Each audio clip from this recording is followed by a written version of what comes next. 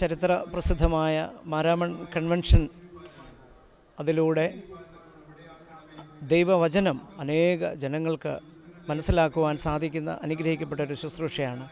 അതിലെ ഏറ്റവും പ്രധാനപ്പെട്ട ഒരു ശുശ്രൂഷയാണ് കുട്ടികളുടെ യോഗം.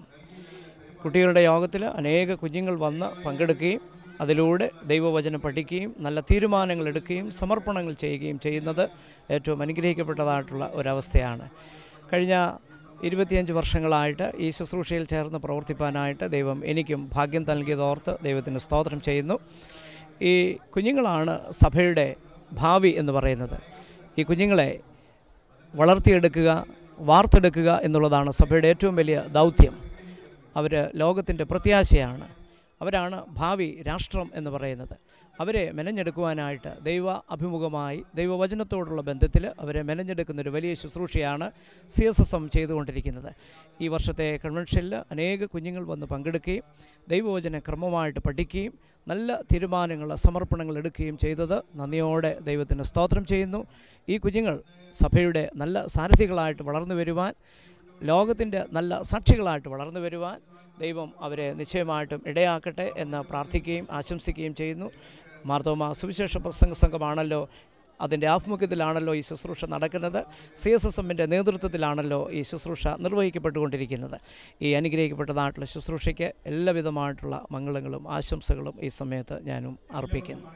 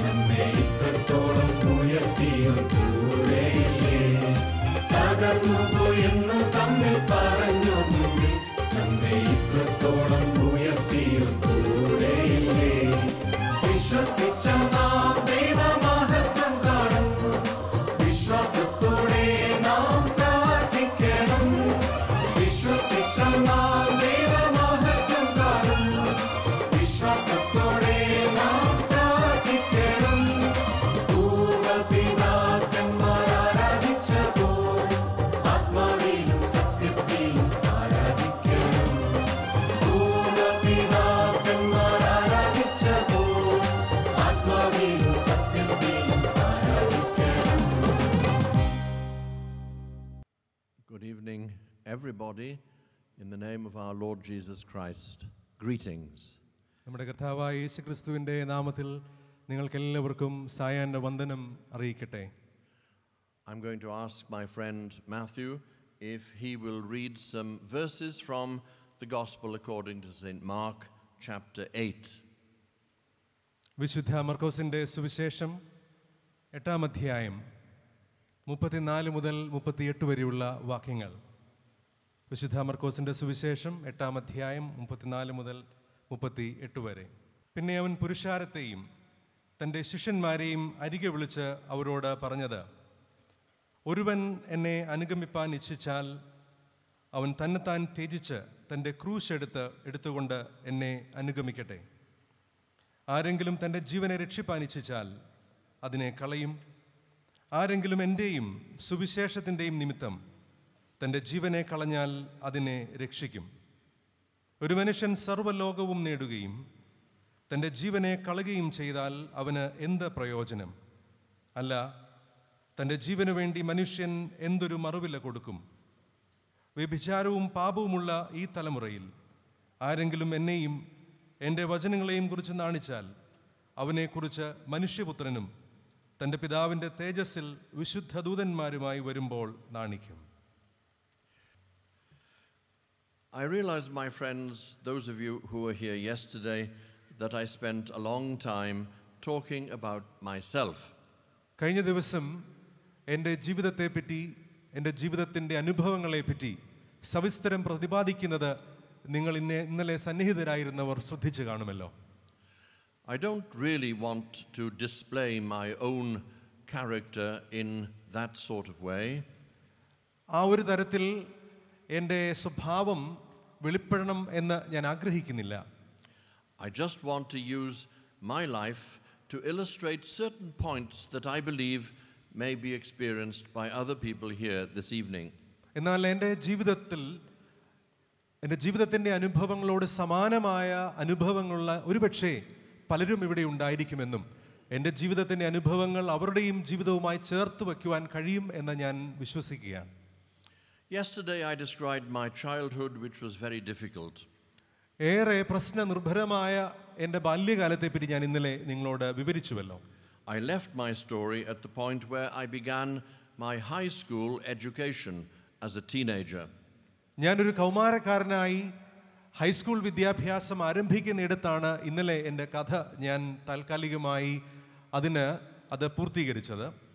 And I was able to attend a more advanced school because of the generosity of poor people who decided to help me financially to go to that school. സാമ്പത്തികമായി എന്നെ സഹായിച്ച, അതിനുവേണ്ടി തയ്യാറായ വളരെ സാധാരണക്കാരായ ചിലർ കാരണം, അവരുടെ മഹാമനസ്കത കാരണം എനിക്ക് ഉന്നതമായ വിദ്യാഭ്യാസം ലഭിക്കുന്ന, ഉന്നതമായ വിദ്യാഭ്യാസത്തിന് കഴിവുള്ള കുട്ടികൾ മാത്രം പഠിക്കുന്ന ഒരു ഉയർന്ന നിലവാരത്തിലുള്ള വിദ്യാലയത്തിൽ പഠിക്കുവാൻ അവസരം ലഭിച്ചു. It was because of the goodness and the practical help of simple, poor people that I remained in the church. വളരെ സാധാരണക്കാരും ദരിദ്രരുമായ ചിലരുടെ അനുഗ്രഹകരമായ സ്നേഹവും കരുതലും മൂലം മാത്രമാണ് ഞാൻ അന്ന് എൻ്റെ വിശ്വാസത്തിലും എൻ്റെ സഭയിലും നിലനിൽക്കുവാൻ എനിക്ക് സാധിച്ചത്. My mother disliked the church. She stayed away. എൻ്റെ അമ്മയാകട്ടെ സഭയെ അശേഷം പോലും ഇഷ്ടപ്പെട്ടില്ല. സഭയിൽ നിന്ന്, ഇടവകയിൽ നിന്ന് എൻ്റെ മാതാവ് വളരെ ദൂരത്താണ്, അകലെയാണ് ജീവിച്ചത്. My father washed his hands of us, he ran away. എൻ്റെ പിതാവാകട്ടെ ഞങ്ങളെ കൈയൊഴിഞ്ഞിട്ട് ഞങ്ങളെ ഉപേക്ഷിച്ച് അദ്ദേഹം എവിടെയോ രക്ഷപ്പെട്ടു പോവുകയും ചെയ്തു. My brother was more interested in sport and fun, and he broke away. എൻ്റെ സഹോദരനും അതേപോലെ കായിക വിനോദങ്ങളിലും മറ്റ് ജീവിതത്തിൻ്റെ ഉല്ലാസങ്ങളിലും ഏറെ താല്പര്യം പൂണ്ട് ഒരുപക്ഷെ ഞങ്ങളുമായുള്ള ബന്ധം വിച്ഛേദിച്ച് കടന്നുപോയി. So tonight I want to discuss the forward path in faith of a young man who had no anchor in the church and no active faith of his own. ഒരു യൗവനക്കാരൻ എന്ന നിലയിൽ വിശ്വാസത്തിൻ്റെ നങ്കൂരവും നഷ്ടപ്പെട്ട് മറ്റ് ആരെങ്കിലും കരുതുവാനില്ലാതെ ജീവിച്ച എൻ്റെ യൗവനകാലത്തെ പറ്റി നിങ്ങളോട് സംസാരിക്കാനാണ് ദൈവവചനത്തിൻ്റെ അടിസ്ഥാനത്തിൽ ഞാൻ താല്പര്യപ്പെടുന്നത്. Soon my teachers at Sunday school asked me, because I was now at the high school, if I would be a Sunday school teacher too. ഞാനൊരു ഹൈസ്കൂൾ വിദ്യാർത്ഥിയായിരുന്നതുകൊണ്ട് ഞാൻ പഠിച്ചിരുന്ന സൺഡേ സ്കൂളിലെ അധ്യാപകർ ആ സൺഡേ സ്കൂളിൽ പഠിപ്പിക്കാമോ എന്ന് എന്നോട് അഭ്യർത്ഥിച്ചു. I agreed out of loyalty and affection for them. അവരോടുള്ള സ്നേഹവും കരുതലും വിധേയത്വം കൊണ്ട് ഞാൻ അതിന് സമ്മതം മൂളി. Please remember that probably unlike most of you, I had never used the Bible as a book of devotion. ഒരുപക്ഷെ നിങ്ങൾ അനേകരിൽ നിന്ന് വ്യത്യസ്തമായി ഒരിക്കൽ പോലും ഞാൻ അതിനു മുൻപ് ദൈവത്തിൻ്റെ വചനം ധ്യാനത്തിനോ മനനത്തിനോ പ്രാർത്ഥനയ്ക്കോ ആയി ഉപയോഗിച്ചിട്ടില്ല. Many of the stories in the Bible were completely new to me. ദൈവവചനത്തിലെ ഒട്ടുമിക്ക കഥകളും എനിക്ക് അപരിചിതമായിരുന്നു. And the Bible that I had available to me in Wales, where I lived, was in English, 350 years old, and in Welsh, 400 years old. എനിക്ക് ലഭ്യമായിരുന്ന ദൈവവചനം ഇംഗ്ലീഷിലെ വേദപുസ്തകം ഏതാണ്ട് 300-ലധികം വർഷം പഴക്കമുള്ള ഒരു പരിഭാഷയായിരുന്നു. എൻ്റെ മാതൃഭാഷയായ വെൽഷ് ഭാഷയിൽ എനിക്ക് ലഭ്യമായിരുന്ന വേദപുസ്തകമാകട്ടെ അതിലും പഴകിയത്, അതായത് 400 വർഷത്തിന് മുൻപുള്ള ഒരു പരിഭാഷയായിരുന്നു. So when I opened the pages of the Bible, even though I was learning about English language and Welsh language at school, I found some parts of the Bible very difficult to understand. ഞാൻ എൻ്റെ വിദ്യാലയത്തിൽ English ഭാഷയും സാഹിത്യവും അതുപോലെ Welsh ഭാഷയും പഠിക്കുന്ന വിദ്യാർത്ഥിയായിരുന്നെങ്കിലും ആ വേദപുസ്തകം വായിക്കുവാനോ അത് പൂർണ്ണമായി ഉൾക്കൊള്ളുവാനോ അതിൻ്റെ ഭാഷയുടെ പരിമിതി കൊണ്ട് അതിൻ്റെ ഭാഷയുടെ പഴമ കൊണ്ട് എനിക്ക് സാധിച്ചില്ല. So I found it difficult to engage with the Bible. അതുകൊണ്ട് തന്നെ ഈ ദൈവവചനവുമായി വേദപുസ്തകവുമായി അർത്ഥവത്തായി ഇടപെടുവാൻ എനിക്ക് സാധിക്കാതെ വന്നു. But there were parts of it that attracted me immediately. എന്നാൽ ദൈവവചനത്തിലെ ചില ഭാഗങ്ങൾ എന്നെ ഏറെ ആകർഷിച്ചു എന്ന് പറയാതെ തരമില്ല. From those now long distant days, I remember some passages as if I had read them this morning. ഇന്ന് രാവിലെ ഞാൻ വായിച്ചതുപോലെ തന്നെ എത്രയോ വർഷങ്ങൾക്ക് മുൻപ് ഞാൻ വായിച്ച ചില വേദഭാഗങ്ങൾ എൻ്റെ മനോമുകുരത്തിൽ തെളിഞ്ഞു വരുന്നുണ്ട്. For example, ഉദാഹരണത്തിന് I remember falling in love with a story in St. John's Gospel, chapter 9. വിശുദ്ധ യോഹന്നാന്റെ സുവിശേഷം 9-ാം അധ്യായത്തിലെ സംഭവം ഞാൻ ഏറെ ഇഷ്ടപ്പെട്ടത് ഞാൻ ഓർക്കുകയാണ്. It's the story of the man born blind. പിറവിയിലെ അന്ധനായി ജനിച്ച മനുഷ്യനെ പറ്റിയുള്ള സംഭവമാണത്. We have these religious authorities who see Jesus near a man born blind. പിറവിയിലെ കുരുടനായ മനുഷ്യന് സമീപത്ത് അന്നത്തെ കാലത്തെ മതത്തിൻ്റെ നേതാക്കന്മാരെ, പരീശന്മാരെയും ശാസ്ത്രിമാരെയും ഒക്കെ കാണുവാൻ നമുക്ക് കഴിയുന്നുണ്ട്. Who sinned, Rabbi, that this man was born blind? Him or his parents? അവർ കർത്താവിനോട് ചോദിക്കുകയാണ്, ഗുരു, ആരുടെ പാപമാണ് ഇവന്റെ അന്ധതയ്ക്ക് കാരണം? ഇവന്റെ പാപമാണോ അതോ ഇവന്റെ മാതാപിതാക്കന്മാരുടെ പാപമാണോ?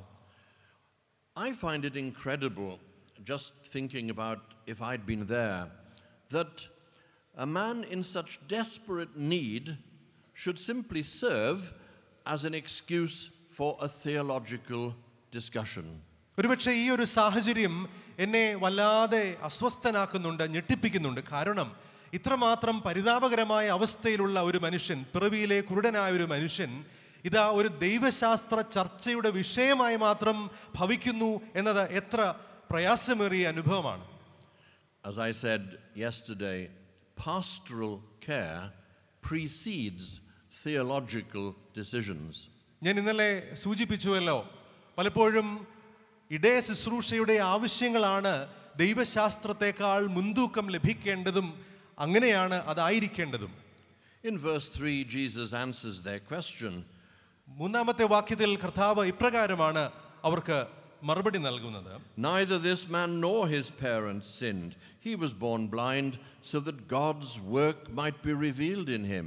അതിനേശു അവനെങ്കിലും അവന്റെ അമ്മയപ്പന്മാരെങ്കിലും പാപം ചെയ്തിട്ടല്ല, ദൈവപ്രവൃത്തി അവങ്കൽ വെളിവാകേണ്ടതിനത്രേ.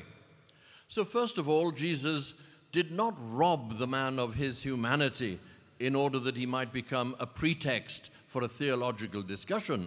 കർത്താവ് ആദ്യമായി ചെയ്യുന്നത് ഈ അന്ധനായ മനുഷ്യനെ അവന്റെ ജീവിതവുമായി ബന്ധപ്പെട്ട സംഭാഷണം വരുമ്പോൾ ഒരിക്കലും കർത്താവ് അവനെ ഒരു വസ്തുവായോ അല്ലെങ്കിൽ പറയാനുള്ള ചില കാര്യങ്ങളുടെ കാരണമായോ കാണുന്നില്ല എന്നുള്ളത് തന്നെയാണ്. അങ്ങനെ അവന്റെ മനുഷ്യത്വത്തെ കർത്താവ് സംരക്ഷിക്കുന്നു, അതിനെ നഷ്ടപ്പെടുത്തി കളയുവാൻ അനുവദിക്കുന്നില്ല. He saw the man and addressed his need. കർത്താവ് ഈ മനുഷ്യനെ കാണുകയാണ്. അതുമാത്രമല്ല, ഈ മനുഷ്യന്റെ ആവശ്യത്തെ കർത്താവ് അഭിമുഖീകരിക്കുകയാണ്. And he even saw in this man who counted for nothing in the society of his day, he saw in this man someone in whom God could be glorified. അതുമാത്രമല്ല, അന്നത്തെ സമൂഹത്തിൽ ആരുമല്ലാതിരുന്ന ഈ മനുഷ്യനിൽ ദൈവത്തിന്റെ മഹത്വം വെളിവാക്കപ്പെടും എന്ന രീതിയിൽ കാണുവാൻ യേശുക്രിസ്തുവിന് സാധിക്കുന്നു എന്നത് എത്ര ആശ്ചര്യകരമായ വസ്തുതയാണ്. I lived in Haiti, the poorest country in the Western world, for 10 years. വടക്കേ രാജ്യത്ത്, പാശ്ചാത്യ നാടുകളിൽ ഏറ്റവും ദരിദ്രമായ ഒരു രാജ്യമായ ഹെയ്തിയിലാണ് ഞാൻ ഏറെ നാളുകൾ ജീവിച്ചത്.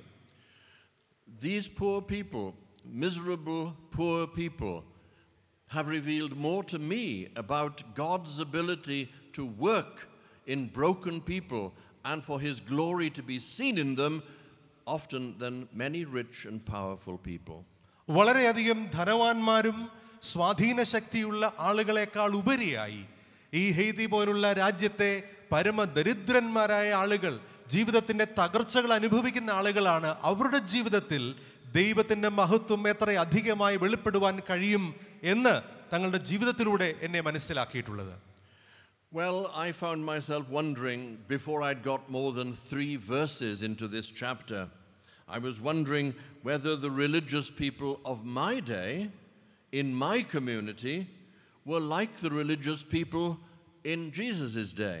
യേശുവിന്റെ കാലത്തെ മത നേതൃത്വവും മതത്തിന്റെ പ്രധാനപ്പെട്ട ആളുകളും അവർ തന്നെ അങ്ങനെ തന്നെയല്ലേ എൻ്റെ കാലഘട്ടത്തിലെയും ഞാൻ ഇടപെടുന്ന മതത്തിൻ്റെയും വിശ്വാസത്തിൻ്റെയും നേതൃത്വം എന്ന് ഒരു താരതമ്യം ചെയ്യുവാൻ പലപ്പോഴും ഞാൻ നിർബന്ധിതനായിട്ടുണ്ട്. If the religious leaders of my community saw my mother, for example, ഉദാഹരണത്തിന് എൻ്റെ സഭയിലെയും എൻ്റെ വിശ്വാസ സമൂഹത്തിൻ്റെയും നേതാക്കന്മാർ എൻ്റെ അമ്മയുടെ ജീവിത രീതികളെ അടുത്ത് മനസ്സിലാക്കിയിരുന്നുവെങ്കിൽ, would they ask the question, who sinned, this woman or her parents, that she was made poor? ഒരുപക്ഷെ അവർ ഇങ്ങനെ ചോദിക്കുമായിരിക്കും, ഈ സ്ത്രീ ഇത്രമാത്രം ദരിദ്രയായി തീരുവാൻ അത് ആരുടെ പാപമാണ്? അവളുടെ പാപമാണോ അതോ അവളുടെ അമ്മയപ്പന്മാരുടെ പാപമാണോ എന്ന്. So Jesus set the theological discussion on one side and moved into the pastoral care of someone in difficulty. യേശു കർത്താവ് ദൈവശാസ്ത്രപരമായ ചർച്ചകളെ അവിടെ ഉപേക്ഷിച്ചിട്ട് ഇതാ ആ വ്യക്തിയുടെ ജീവിത ആവശ്യങ്ങളെയും ആ പ്രതിസന്ധി ഘട്ടത്തെയും അത് അനുഭവത്തിലേക്ക് ഇടപെടുവാൻ ആരംഭിക്കുന്നു എന്ന് നാം ഇവിടെ കാണുന്നു. Now the rest of the chapter begins and it's very interesting. ഈ ഒരു അധ്യായം മുഴുവനും ഏറെ നമ്മളെ ആകർഷിക്കുന്നതും നമ്മളെ അത്ഭുതപ്പെടുത്തുന്നതുമായ ഒരു അധ്യായമാണ്. First of all, Jesus gave the blind man his sight. Born blind, he was given the ability to see. ആദ്യമായി ഇതാ ജനിച്ചപ്പോൾ തന്നെ കുരുടനായി ജനിച്ച ഈ മനുഷ്യനെ കർത്താവ് അവൻ്റെ കാഴ്ചശക്തി മടക്കി നൽകുന്നു. എത്ര അതിശയകരമായ ഒരു സംഭവം. People questioned what had happened. They were completely bemused. And they asked, who did this? Who made this healing possible? ഇത് കണ്ടവരെല്ലാം ആരാണിത് ചെയ്തത്, എങ്ങനെ ഇത് സംഭവിച്ചു എന്നതിനെപ്പറ്റി വളരെ ആശ്ചര്യഭരിതരായി തീർന്നു. അവരെല്ലാവരോടും ചോദ്യങ്ങൾ ചോദിക്കുവാൻ ആരംഭിക്കുകയാണ്. And in verse 11, the man born blind says, the man called Jesus. That's who did it. 11-ാം വാക്യത്തിൽ ഈ കാഴ്ച പ്രാപിച്ച മനുഷ്യൻ പറയുകയാണ്, യേശു എന്ന പേരുള്ള മനുഷ്യനാണ് എനിക്ക് കാഴ്ച മടക്കി നൽകിയതെന്ന്.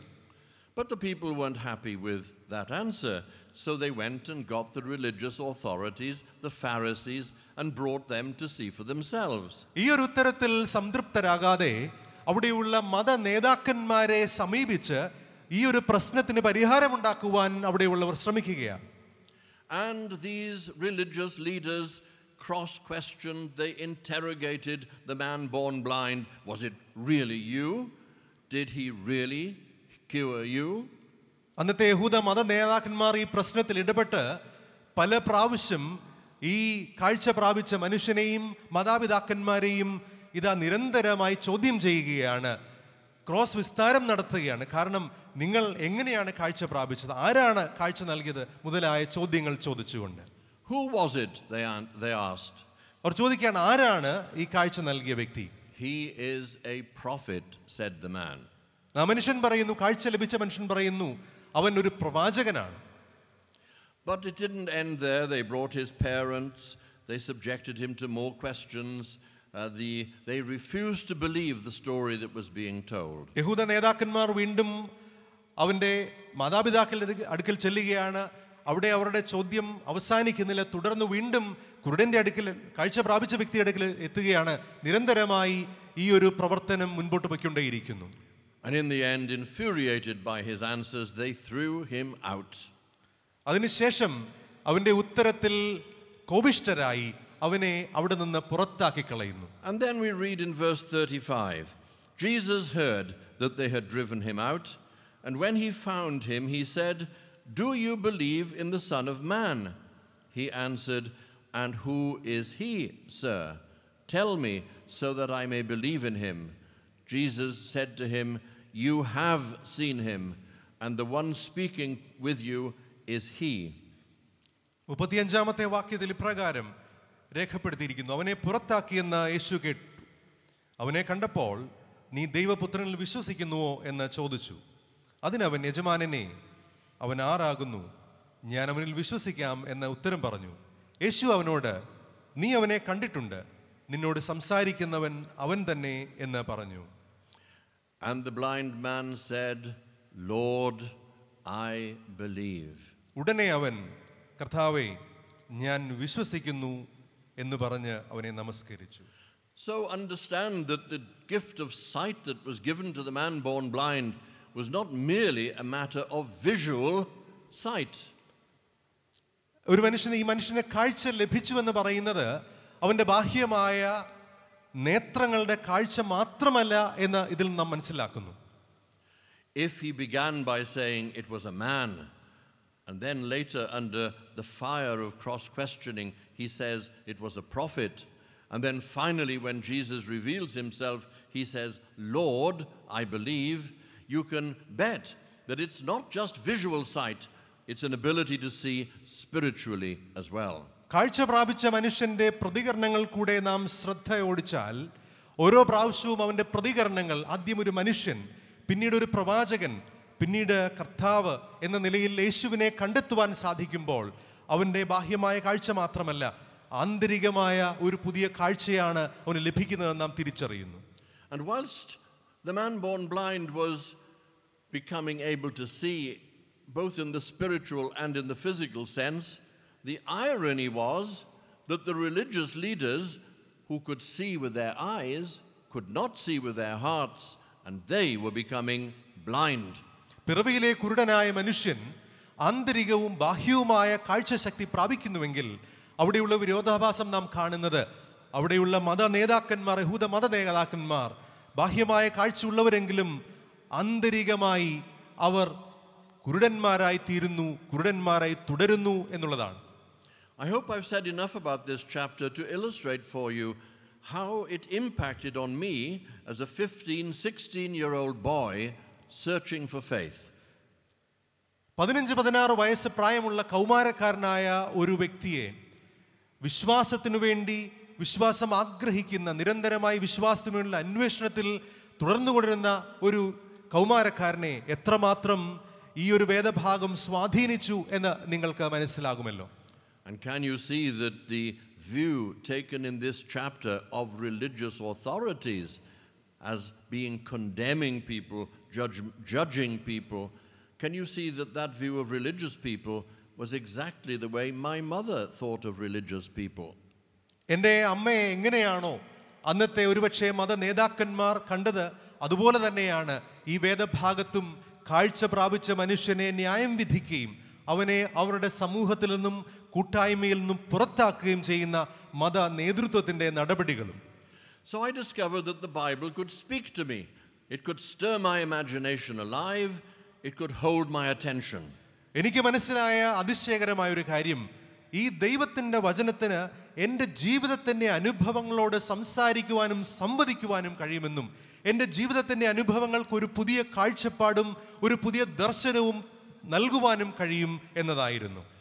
And it's given me one conviction for the rest of my life. എൻ്റെ ജീവിതത്തിന് തുടർന്ന് മുഴുവൻ നിലനിന്ന ഒരു വലിയ ബോധ്യത്തെ ഈ ദൈവത്തിൻ്റെ വചനം എനിക്ക് നൽകുകയുണ്ടായി. If all of us could read the Bible as if we'd never read it before, it would speak to us again and again because the stories in it are so powerful. ദൈവത്തിൻ്റെ വചനം നാം ഇന്നുവരെയും വായിച്ചിട്ടില്ലാത്ത രീതിയിൽ നമുക്ക് വായിക്കുവാൻ കഴിയുമെങ്കിൽ നിരന്തരമായി ദൈവത്തിൻ്റെ വചനം നമ്മോട് സംസാരിച്ചു കൊണ്ടേയിരിക്കും, പുതിയ രീതികളിൽ നമ്മോട് സംസാരിച്ചു കൊണ്ടേയിരിക്കും.